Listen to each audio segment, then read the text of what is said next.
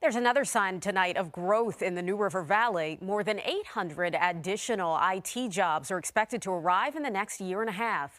The announcement comes amid growth in other industries and at Virginia Tech. 10 News reporter Tommy Lopez explains the good news and the challenges ahead. Dozens of tech companies here are hiring, like 1901 Group, which will soon add a whole new building, contributing to a huge jobs prediction.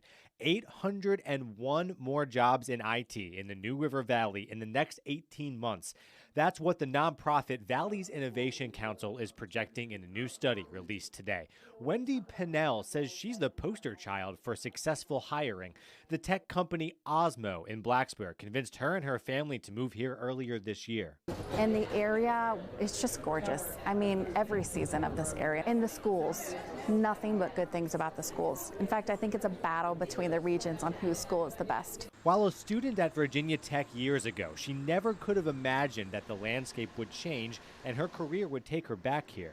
You know it's a good area when your 12-year-old says several times, "Wow, Mom, people are so nice here." Now more than ever, companies and economic development groups say they need to collaborate on how to pitch themselves and the New River Valley to potential new employees to convince them that they want to come live here. Company leaders say when people move here, they stay. It's getting them here that can be tough. So it's definitely a challenge recruiting people to this area. College students often move away after graduation. Because they do move away to Northern Virginia, we often compete with those salaries. Usually the niche environment that we get for is those students that usually move back after they've moved to Northern Virginia. Leaders are pitching outdoor adventure, the lack of crowds and traffic, and strong schools. They are asking for public input, welcoming ideas on how to pitch the NRV to potential new employees. In Christiansburg, I'm Tommy Lopez, 10 News, working for you.